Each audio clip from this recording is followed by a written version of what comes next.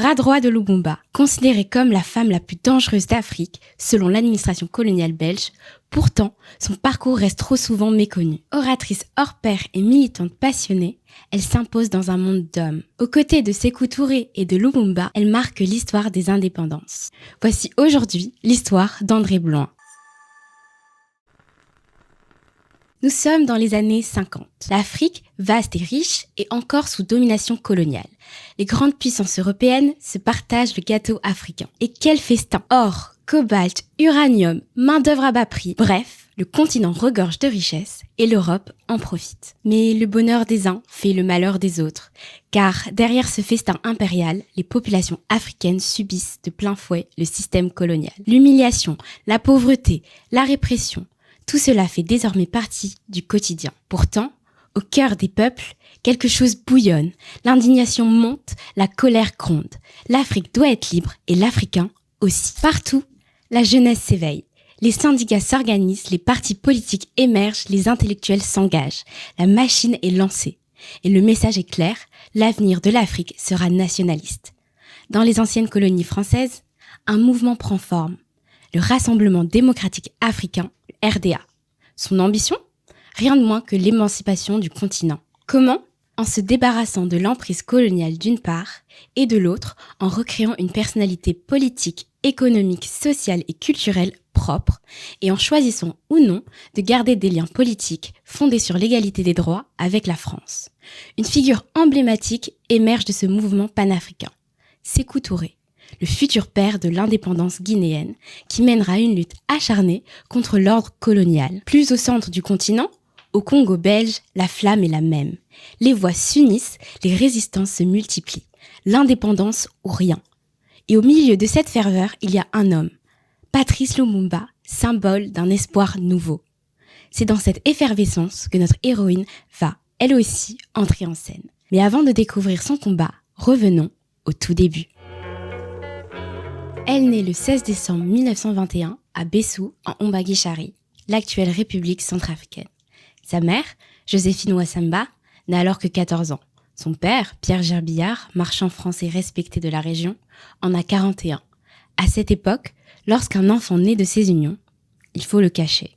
Nombreux sont les enfants métis envoyés dans des orphelinats. Notre héroïne n'y échappe pas. Très jeune, elle est placée à l'orphelinat dirigé par les sœurs de l'ordre de Saint-Joseph de Cluny, à Brazzaville. Elle y passera 14 années de sa vie, isolée du reste du monde, dans un univers où la hiérarchie raciale règne jusque dans les dortoirs. Les filles métisses sont séparées des rares filles noires. Dans cet orphelinat, l'ordre social fait qu'être une fille métisse est un peu mieux qu'être une fille noire, mais jamais l'égal d'une fille blanche. Une véritable prison pour enfants où la malnutrition et l'exploitation tiennent lieu d'éducation. Les pensionnaires y apprennent à coudre, à broder, à servir un homme, mais jamais à se libérer. Et pourtant, c'est entre ces murs qu'une graine de révolte commence à germer. Dans son récit, elle écrit « C'est quand j'étais encore dans cet orphelinat-prison que j'ai, pour la première fois, commencé à m'identifier à la lutte pour la liberté de mes pères noirs. Dans ce contexte d'oppression, elle ose un acte de rébellion. Opposée à l'idée d'un mariage arrangé, à seulement 17 ans, elle s'enfuit de l'orphelinat avec 2 amis. Mais avant la lutte, il y a la survie. Et 14 ans d'humiliation, ça marque une vie. Ses premières relations amoureuses portent encore les traces de cette enfance volée. 2 histoires d'amour compliquées avant la rencontre qui changera tout. André Bloin, ingénieur, et l'amour de sa vie. De ces 3 unions naîtront 4 enfants. Rita, René, Ève et Patrick. Mais un drame bouleverse tout. La mort de René, son fils issu d'une précédente relation. Atteint de malaria, l'enfant se voit refuser la quinine réservée aux personnes blanches.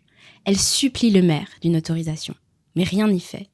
Il refuse et René meurt. Ce jour-là, quelque chose se brise. Elle entame une campagne acharnée contre cette injustice qu'on appellera plus tard la loi de la quinine. C'est le début de son engagement politique. Aux côtés d'André, son mari, elle s'installe 7 ans en Guinée. L'exploitation coloniale de l'or la révolte profondément. Mais c'est un jour, en découvrant dans une boutique la photo d'un homme, Sékou Touré, qu'elle ressent le déclic. L'Afrique doit être libre. Nous sommes en 1958. Elle rejoint la grande campagne du RDA pour le référendum sur l'autonomie de la Guinée. Deux enjeux majeurs s'y jouent. Le premier, dire non au référendum proposé par la France pour refuser toute dépendance politique et économique. Le second, préparer un soutien populaire massif au mouvement du RDA, prêt à gouverner une Guinée indépendante. Le verdict tombe. Le RDA remporte les élections législatives et la Guinée devient le seul territoire d'Afrique francophone à voter non. La Guinée est libre, mais la lutte continue. Peu après l'indépendance de la Guinée, André Blanc entre en contact avec des activistes congolais. Elle rejoint alors la campagne de sensibilisation du Parti solidaire africain. Son charisme impressionne, sa voix porte.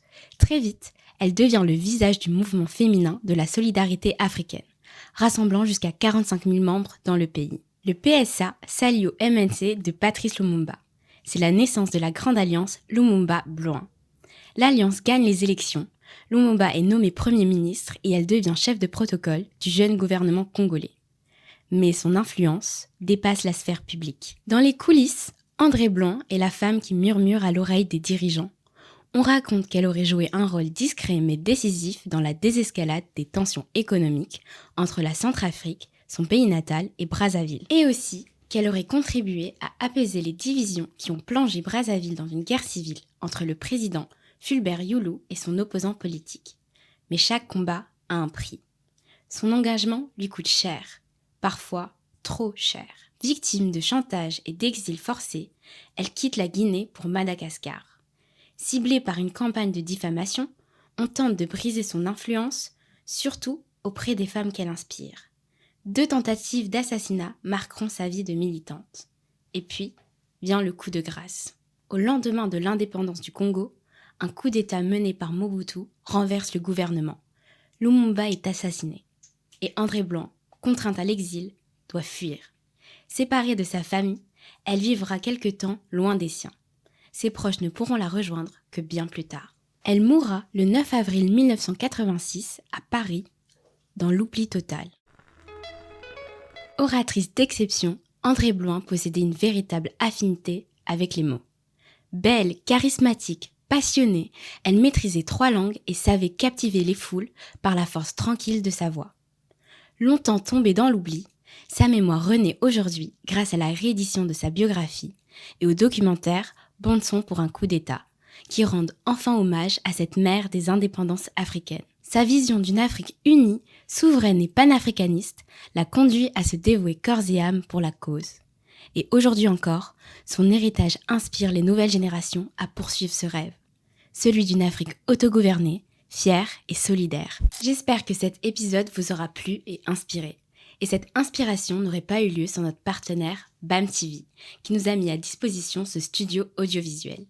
N'hésitez pas à liker, commenter et partager la vidéo.